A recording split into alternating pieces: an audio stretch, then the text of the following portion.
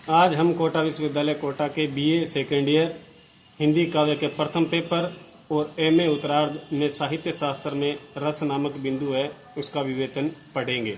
मैं देवीलाल रोज, सहायक आचार्य हिंदी, राजकीय महाविद्यालय झालावाड़। आज हम पढ़ेंगे रस विवेचन में रस का स्वरूप क्या है।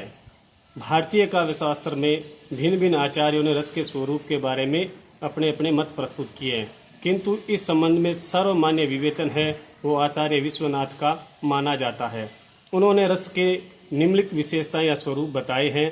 नंबर 1, रस का स्वरूप। भारतीय दर्शन में जब ब्रह्म को रस स्वरूप और आनंद में कहा गया तो काव्य का रस भी उससे हीन कोटि का कैसे माना जा सकता है।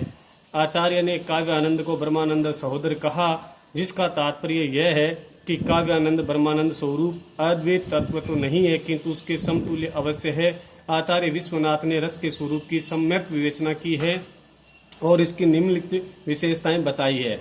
नंबर 1, रस सत्वोद्रेकमय है। सांख्य दर्शन में प्रकृति त्रिगुणात्मिक मानी गई है, रजोगुणी, तमोगुणी और सत्वगुणी। इसमें सत्वगुण आत्मा के निर्मल स्वरूप का व्यंजक है, जिसमें राग, द्वेष अथवा अपने प्राय के तमोगुणी और रजोगुणी विकार नहीं रहते हैं। उनका कहने का मतलब है कि आत्मा में जब सत्व गुण का उद्रेक होता है तभी रस की निष्पत्ति होती है, तभी उसे ब्रह्मानंद समान आनंद आता है। दूसरी विशेषता बताई है कि रस अखंड है। रस एक प्रकार की ऐसी आनंदमयी चेतना है जिसके खंड नहीं किए जा सकते। इसकी अनुभूति विभाव, अनुभाव, संचारी भाव के संयोग से ही होती है, क्योंकि रस पूर्णतः उसकी अभिव्यक्ति एक अखंड रूप में ही होती है, इसलिए उसके टुकड़े नहीं किए जा सकते। तीसरी विशेषता बताइए, रस स्वप्रकाश आनंद है। स्वप्रकाश से तात्पर्य यह है कि यह स्वयं प्रकाशित होता है। इसे प्रकाशित करने के लिए अन्य साधन की आवश्यकता नहीं होती है। यह आत्मा के प्रकाश से ज्योतित होता है, जिससे तमोगुणी और रजोगुणी मेघ धूमिल नहीं कर सकते। उसका आनंद आत्मा के आनंद से भिन्न नहीं होता, अतः उसे स्वप्रकाश आनंद कहा गया है। यानी रस का उद्रेक आत्मा के अंदर ही होता है और वह आत्मा के प्रकाश से ही ज्योतित होता है। फिर उन्होंने रस की चौथी विशेषता बताई है, रस चिन्मय है। चिन्मयता आत्मा का धर्म है, अतः रस आत्म स्वरूप है। उसमें शुद्ध बुद्ध आत्मा ही व्यक्त होती है और मन की मलिनता के लिए अवकाश नहीं रहता है। यानी रस ज्ञान स्वरूप भी है। वह वेद्यांतर स्पर्श शून्य है, अर्थात सांसारिक विषयों से स्पर्श है वो शून्य होता है। रसास्वाद की वेला में अन्य प्रकार के सभी ज्ञानों का अभाव रहता है। उस समय वेद्य अथवा संवेदनीय अनुभूति के अतिरिक्त सांसारिक विषयों का स्पर्श शून्य रहता है।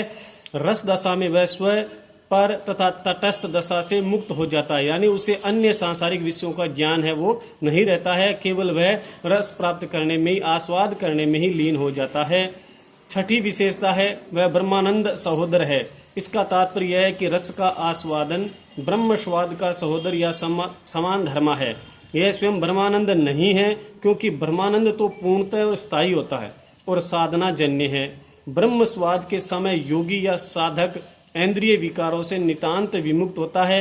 इधर काव्य स्वाद के समय भी सहृदय इंद्रिय विकारों से विमुक्त रहता है, किंतु तत्काल के लिए, अर्थात ब्रह्मानंद के सहोदर माना गया है, क्योंकि इसमें सांसारिक विषयों से हम पूर्णतः मुक्त नहीं हो पाते हैं। सातवीं विशेषता बताई है वह लोकोत्तर चमत्कार प्राण है। रस निष्पत्ति के क्षणों में व्यक्ति लौकिक सुखों की सीमा से ऊपर उठकर ऐसी लोकोत्तर दशा में पहुंच जाता है जहां विश्व भोगों के इंद्रिय जनित सुखों की पहुंच नहीं होती है। उसकी आत्मचेतना इतनी अधिक चमत्कारमयी होती है कि उसे अनिर्वचनीय तक कहा जा सकता है। यानी वह इस लोक के सांसारिक विषयों से ऊपर उठ जाता है जब रस दशा में पहुंच जाता है, और उस स्थिति का आचार्य विश्वनाथ के अनुसार अनिर्वचनीय यानी वर्णन नहीं किया जा सकता। आठवीं विशेषता बताई है रस की कि रस स्वकारावत भिन्न है। रस स्वकारावत अर्थात अपने ही स्वरूप के समान अभिन्न अर्थात एक रूप है। उसमें और आत्मा के गुणों में कोई अंतर नहीं रहता है। रस दशा में पहुंचकर आस्वाद और आस्वाद्य एक हो जाते हैं, अर्थात विषय और विषय में कोई अंतर नहीं रह पाता। यानी जो व्यक्ति रस दशा में पहुंच जाता है वो अपने विषय में और जिसके माध्यम से वो रस दशा में पहुंचा है उसमें कोई अंतर नहीं कर पाता है, वह उसमें लीन हो जाता है, उसमें समा जाता है।